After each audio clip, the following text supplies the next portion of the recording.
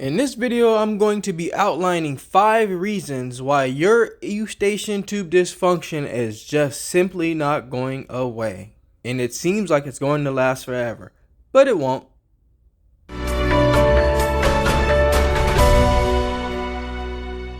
Number 1 on our list is stress. Stress has a huge part of why ETD will not go away.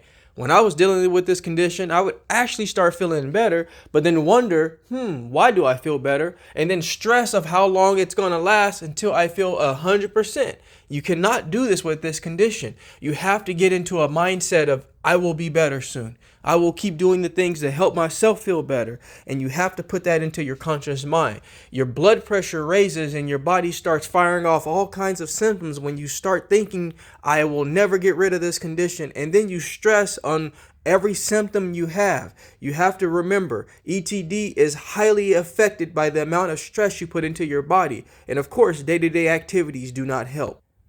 Number 2 on our list is poor posture. We oftentimes dismiss the fact that posture has a lot to do with our Eustachian tube dysfunction. When we go and see an ENT doctor and we tell them about our symptoms, we're having pressure in the ear. It's not equalized on both sides. We're feeling clicking noises. We have all types of imbalance issues. And guess what? Most of the time, the ENT doctor will not mention posture being a problem. We spend a lot of our times in our seats, especially now with the pandemic. We're working at home more often.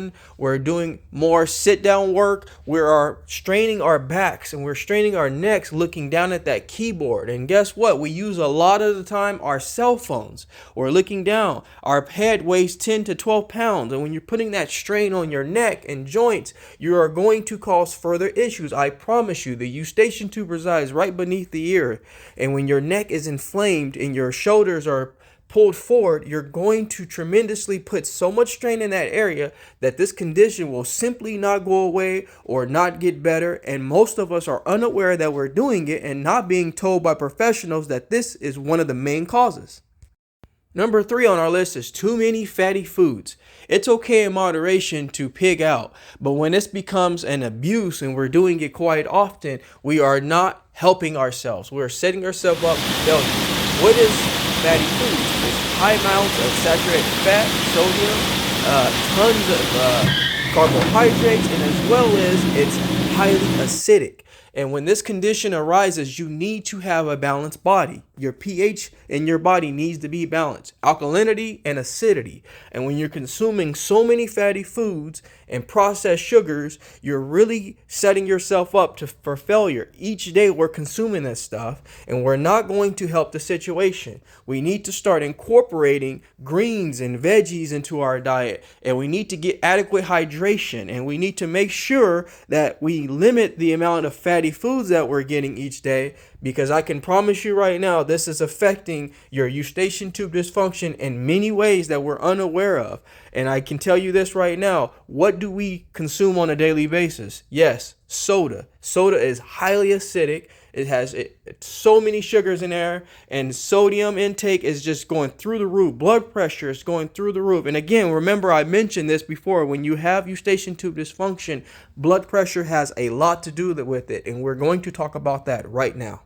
That leads us to number 4, good blood circulation. I cannot express how important it is to have great blood circulation going through the body. And guess what? Going through the ears. And that's why I'm telling you it is important that our blood is circulating correctly, because if we start to have a poor blood circulation running through our body, we are going to not heal as well. And this is important. Now, you probably ask, how do I increase and improve my blood circulation? Well, it's through the diet that we have. Are you getting adequate sleep? Are you getting plenty of fruits and veggies? I have to tell you that. Are you going outside and taking brisk walks? Are you stretching?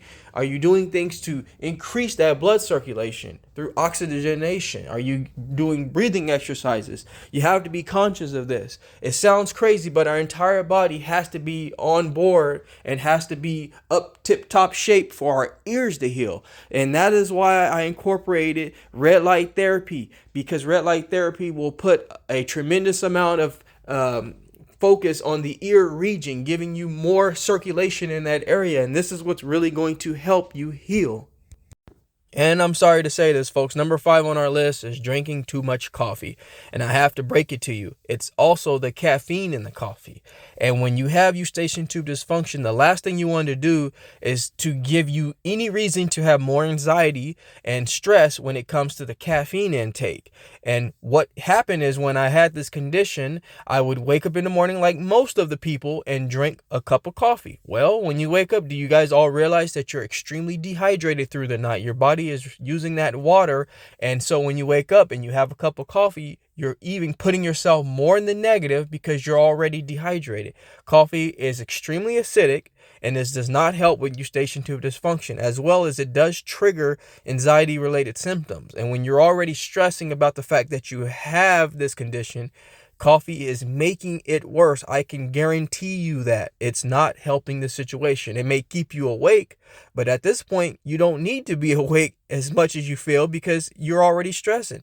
It's increasing your cortisol levels, which is giving you even more problems that can increase muscle tightness and jaw tightness. So folks, cut the coffee and really start trying to find ways to incorporate more oxygenation, relaxation, yoga, exercise. These are going to be things that are going to help you feel better. And it sounds funny because the ear is such a small area of the body, but it takes the entire body to heal from this condition. And I can tell you right now, this condition is benign and you'll get through it. Do your absolute best to keep your patience up and your stress levels down.